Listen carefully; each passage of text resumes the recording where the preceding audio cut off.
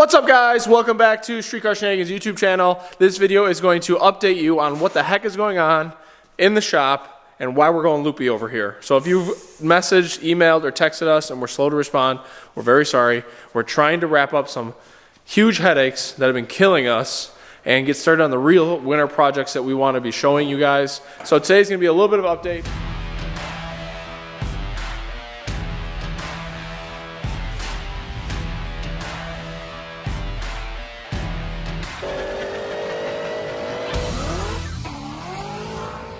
Get into today's episode. All right, update number one comes to the badass Coyote car that we're building. So this thing is going to be so freaking sweet, and it is the reason why we have put everything else on hold as far as answering phone calls, text messages, and calls, because this needs to be our primary focus.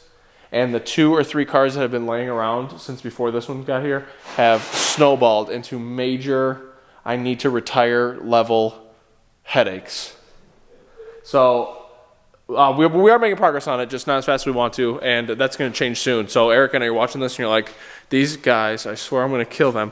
But hang tight.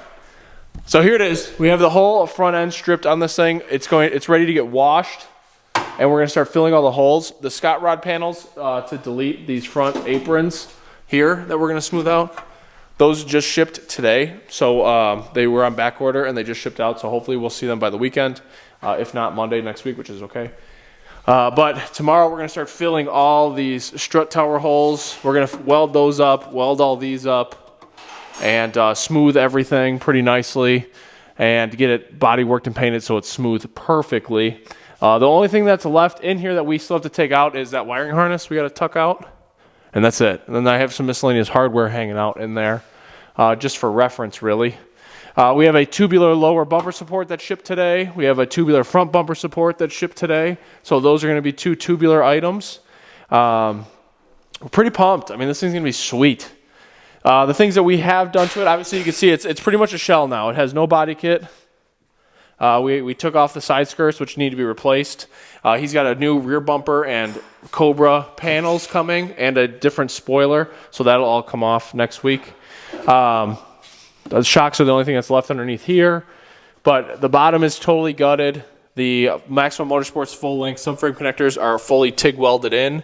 The only thing that's left here is we have to weld the torque arm support bracket, or the mount for it.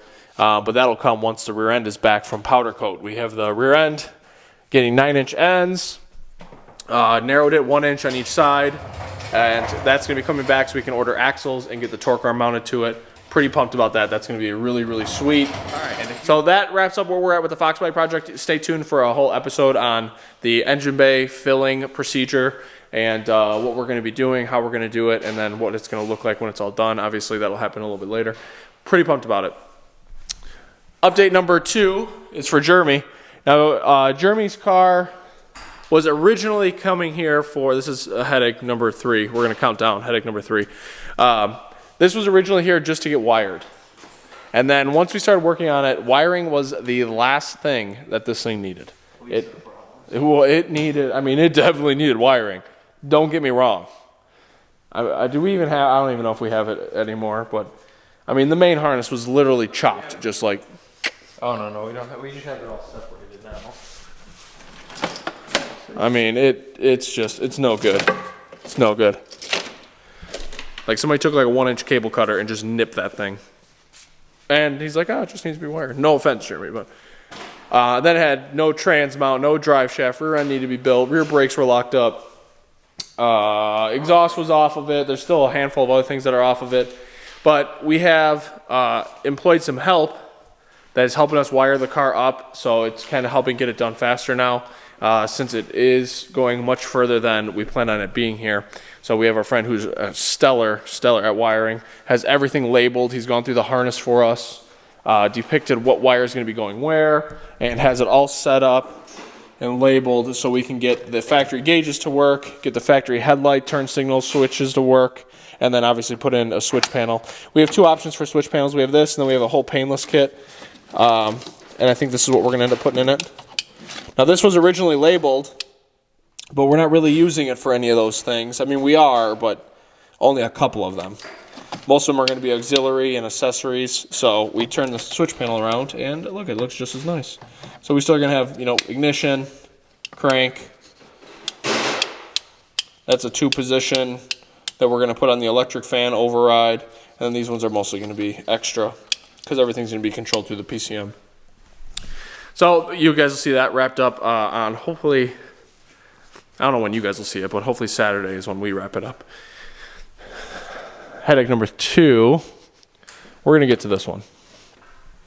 Let's go outside and talk about headache number 1.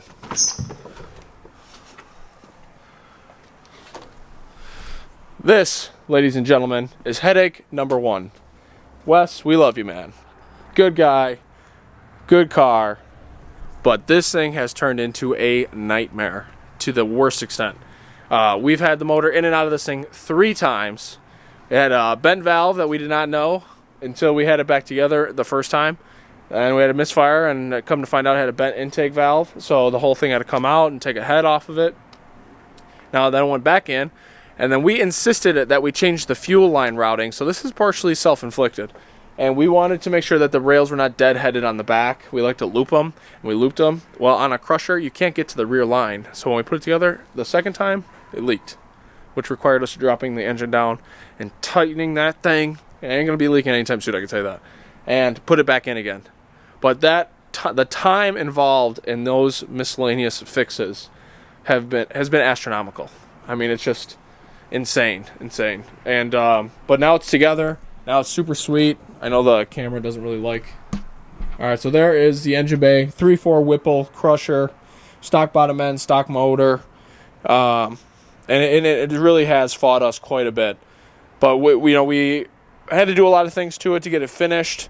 We also did an automatic swap in the process. So there's the automatic swap all done. Headlights are still on.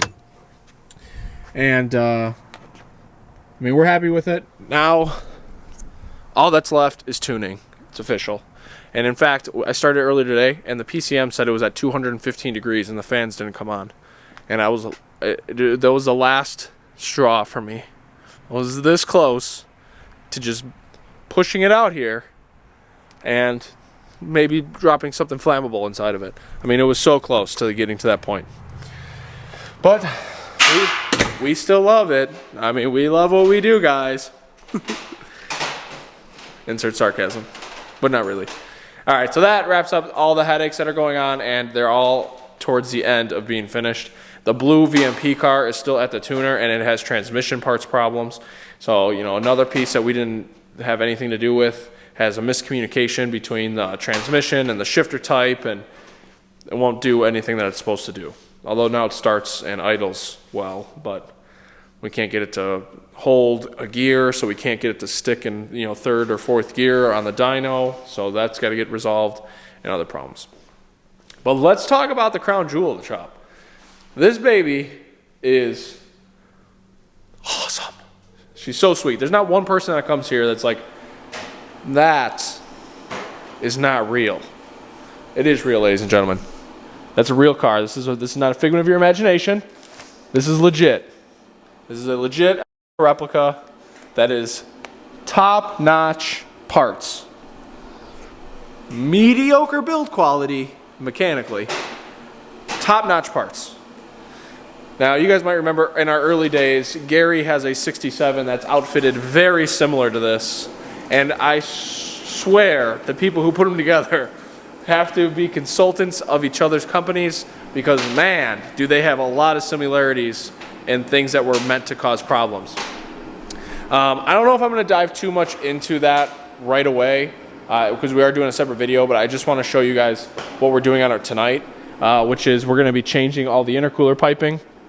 Or not all of it, but this from where, hopefully you guys can see here, yeah. So the intercooler is there and needs to go into there.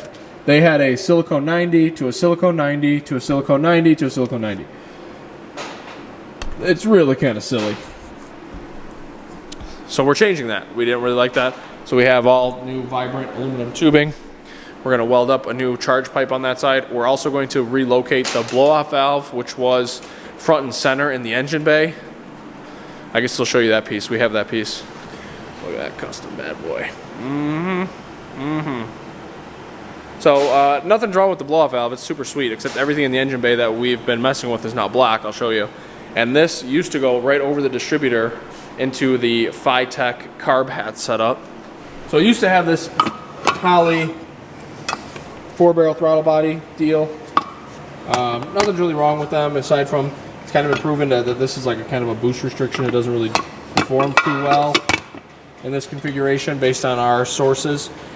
And then it had this coming out of the firewall right there, and it came over the distributor and into that. And then it had like a silicone adapter to go into that. And then that's why it's custom. It's got this custom crush on there. Now, was it terrible? I wouldn't say terrible. Was it an eyesore? Absolutely. It was the first thing you looked at. I mean, the blow-off valve is cool, but having a big silicone 90 in the middle of your engine bay on a let's call it a multi-billion-dollar car build, which obviously it's not, but we don't need to disclose numbers. It was terrible. It was just distasteful. So now, bam! Now we're kind of bringing it up a little bit here. So the throttle body needs to be flipped. We were originally going to run it upside down, but now we're going to flip it over. And yeah, that stuff's not going to go there. But put a new elbow on that. So we got a new elbow there. It had an ugly brass one. We got a black one. We powder coated the lower intake manifold black because it looked atrocious. We painted all these. All the sensors are painted, so they all blend in. And now this is going to go to a 90 to here and then 90 to here. And it's all going to be hard lined. And then we're going to move the blow-off valve, which used to be right here, into the wheel well. It's going to look so much better. I mean, it already looks so much better. It was not world class like it needs to be. So it had a plastic catch can on the firewall back there. We took that out. It didn't look good. We'll have to relocate one into the fender. There's a lot that I want to do on this, but I have not gotten approval. So we're probably going to keep some of it to a minimum at this point.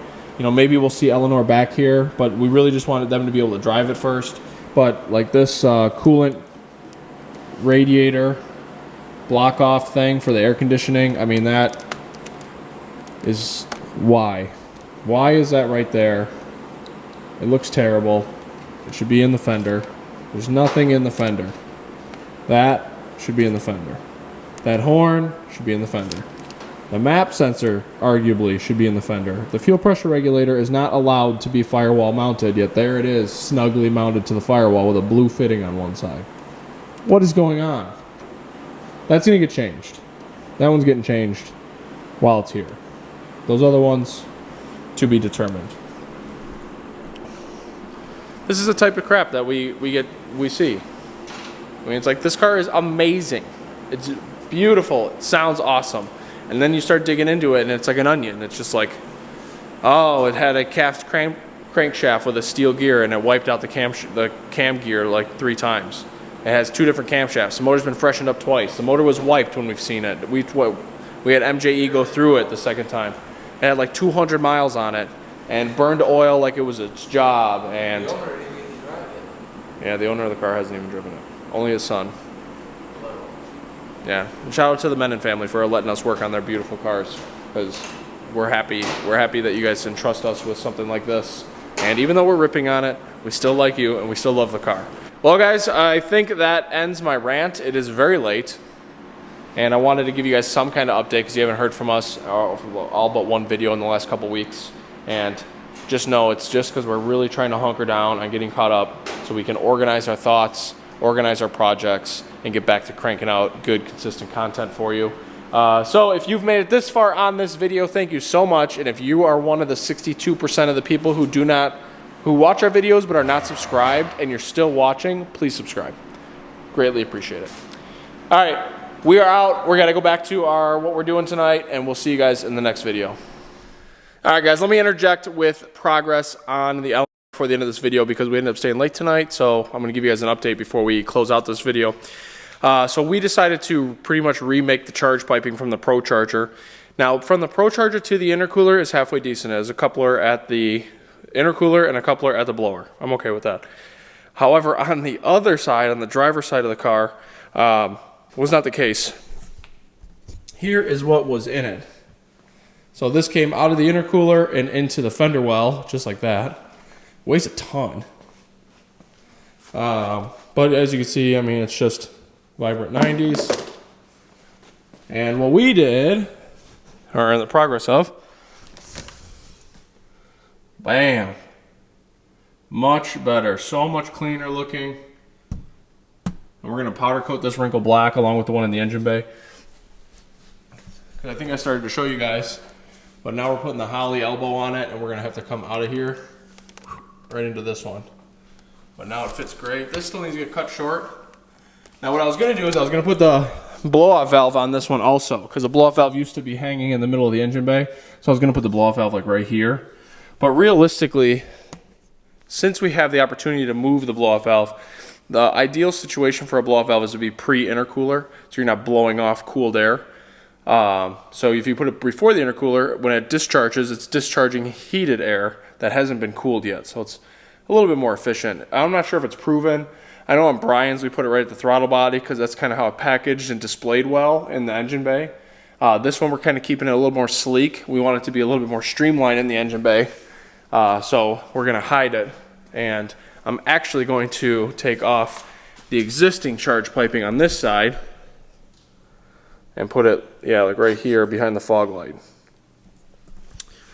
I think that's going to be a little bit better, and I think the load of that, I mean, it's pretty heavy, and I think it'd be carried better if it was at the bottom of the pipe towards this main supports part, rather than hanging it up high and adding all that weight to the piping and more than likely bouncing it off the fender well. So that's going to get short cut behind the fender, cleaned out. Obviously it's not done yet, bead rolled. We get so carried away in these projects, but it's so nice when it starts to make some progress on them. All right, anyway, I just want to share with you guys that way. I'm gonna get this other charge pipe off.